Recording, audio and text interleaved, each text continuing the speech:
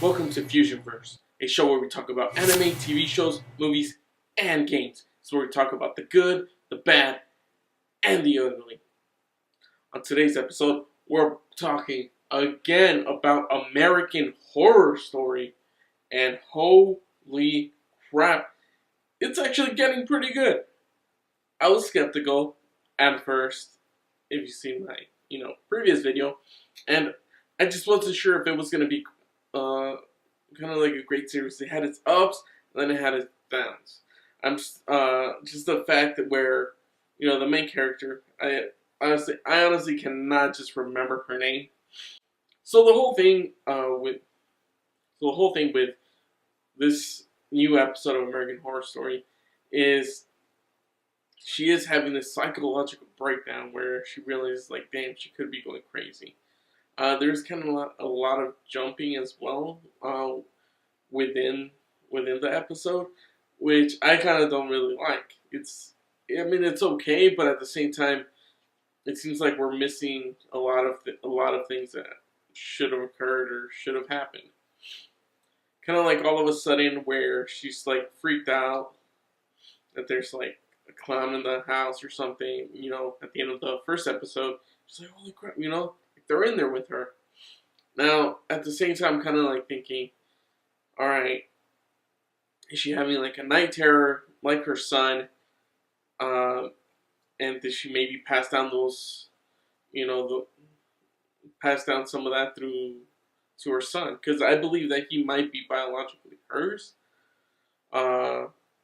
Because he's experiencing some of the same things.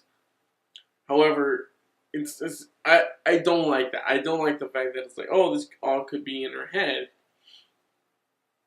And there's so much going on where she's freaking out. She's telling her wife, but her wife's like, what the fuck? Like, grabs a knife, tries to look, because their neighbor just got killed. However, there's really nothing else. There's no clash, and then that's when she realized, like, holy crap, I'm having like a mental breakdown. But instead of doing, I guess, the logical thing in her case, because she has a therapist, is she gets a freaking gun. And it's like, if you're having a psychological breakdown, that's the last thing you should be getting, I'm just saying. That's the last thing you should even be thinking about. And that's kind of where it just transitions. It's kind of awkwardly where she's with the neighbors now. Somehow, like, what? Oh, they made up. There was never... they go to meet the neighbors, kind of like around the beginning.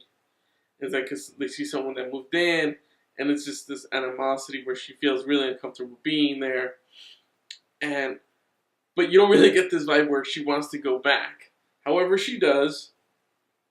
And this whole awkward interaction with like, oh, here's the gun, blah blah, here you go. Oh, and by the way, the neighbors, that whole thing where it's like they decided they were, what was it, like high school friends or something, college friends. It's like, oh, by the age of whatever, 30 something, if we don't find anyone, let's just get married. And they do. They're there. It gets really awkward. But yeah, I think it's really strong. It tells a lot about what's happening between all these different characters that have very different opinions, and it kind of tells you a lot about this how liberals or this certain type of people are towards each other. Though the fact where they explain like, hey, this is kind of our way of living, when they explain it to their neighbors, it's they're like, oh, well, we decided to get married, because we made this pact, we're not married by this age, why not? But he still gets to have some fun once in a while or something. And, and she has kind of this fear of getting touched. She had skin cancer before. So it kind of works out for both of them. But I think that's where, like, the other girls are kind of like, the neighbors are like, maybe we should just leave, get out of here. They feel uncomfortable. It's kind of interesting. This whole thing that's happening between, it's really interesting. And then for just to go and it's like, oh yeah, here, look, I have all these guns. Go ahead, get this one, but not that one. That's like my precious one. And she gets the gun, and it's kind of like, what the hell's going on?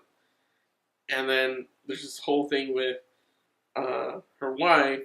Like, she doesn't tell her wife, and then her wife comes back, and it's like she's hiding it from her. But her wife brings in the therapist because like she needs him. She freaking needs him. It's like it's blatantly obvious that she needs him. She needs this help, and I really like what they did with this, especially just how they made it look, because you see her as a threatening figure now. She's no longer kind of like this, oh no, what are we gonna do? She feels like she has some strength, but at the same time, she doesn't. So the actress does a great job portraying that. Because you kind of see it's like, oh, well, you know, I'm no longer going to be afraid because I have this gun that's going to protect me. But at the same time, it's like, it's not. And you kind of know that. You think it's going to protect you, but at the same time, it's not. And the therapist is kind of like, what are you doing? You're going through this mental breakdown, all these different things. You haven't been to therapy in a long time. And then that's where we kind of find out where this other stuff just happened, where well, I guess this is a flash forward. They would also kind of skipped. Sorry, I forgot to mention this.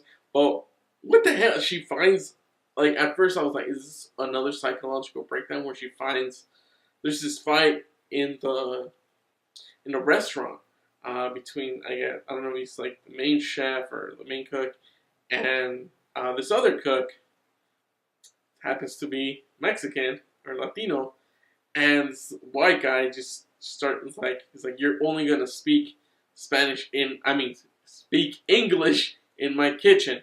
That's it. So we all can communicate. So there's already all this animosity between them, especially because one of the characters already, you know, who threw the pea condom balloon or whatever at the workers, got beat up by them, and you know they recorded. So like, oh yeah, look, they're all bad guys. It's true. It's true. It's crazy. I think it's meant to make people feel uncomfortable, and that's actually pretty good because a lot of people try to avoid it, and they watch television. They try to watch stuff that, you know, isn't gonna have anything like that, and if it does, they'll change it. Why? Because they don't want to deal with it.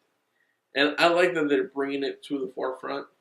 I wasn't sure if we were gonna do it in the right way, but they are, and it's showing how people do things, of how they manipulate things, how they manipulate the media into thinking, oh hey, this is what actually happened, when in fact that's not actually what happened. They only give you a portion of the news, and they do such a great job because there's so much tension between these two cooks, the chef and the cook in the kitchen, and like everyone's like, oh shit. Because he pulls a knife out. The guy pulls a knife out on him, on the chef, and because the chef threatens him, you know, it's something like deport him and all this fucking shit, and it gets real intense real quick. And then later on, you kind of find out like, oh hey, like the restaurant like alarm went off, like, you know, I gotta go check it out. But Ozzy, he doesn't want his mom, who's the chef. The head chef at the restaurant, to go because he feels safer with her. So the other one goes, she goes, and she ends up finding I guess, one of the head chefs freaking impaled. And obviously, flash forward, she's telling like the police, the detectives, like what exactly happened, and they're trying to put the blame on the Hispanic, the Latino, because they had this encounter. Because, you know, he pulled a knife out of him because he felt threatened. So there's a whole freaking load of crap going on. And by the way, he's not an immigrant. He works. The fact that he works in this whole thing because they're asking if he's illegal, and it's like, no, he you know, he's American. So there's this whole other tension where they're thinking he could be guilty, but he's still working there, and he's like, I didn't do this. I didn't. You gotta believe me. And there's this whole freaking thing. Then the power goes out. People start getting burned. Oh no, the power went out in different states. There's a terrorist attack. We don't know if it's ISIS. We don't know what it is. The Russians, Chinese, like paranoia is going crazy, and that doesn't actually help the main character, where she's freaking the hell out because she's at home alone. Shit's getting crazy with her too, but like it's like her nanny, fucking horrible. She ends up leaving. She's like, nah, screw this. I gotta go home. They're gonna break my stuff. They're gonna, steal my things, my laptop, and all that. It's like the thing revolves around you, so leaving her alone. So there's this whole plan with that. Then there's the whole clowns that cut her friggin' alarm system, which is crazy already. So they're already in the house. She had it like freaking kind of like barred up all the windows, the doors. She has an encounter with the guy, or just spilled a latte on him. And there's this whole tension. Everything's racing through her head. She's freaking the hell out. They're coming to kill her. Like they're in her house. She's freaking out. Who knows? She didn't even take her meds. So who knows if she's hallucinating this or what's exactly happening. Like I said, I'm not a huge fan of that. But it does a well enough job. And at the end, where she kind of takes Oz, she has her gun, and it's like, oh shit. And the fact that her wife sent someone over, the guy who was accused of killing, the other chef, goes over with some things. When she opens the door, she freaks out because she sees him and shoots him, and it's like, what the fuck? Obviously, he's most likely dead. Hopefully, he's not. But it's just gonna build up more. So there's a lot of tension within this episode.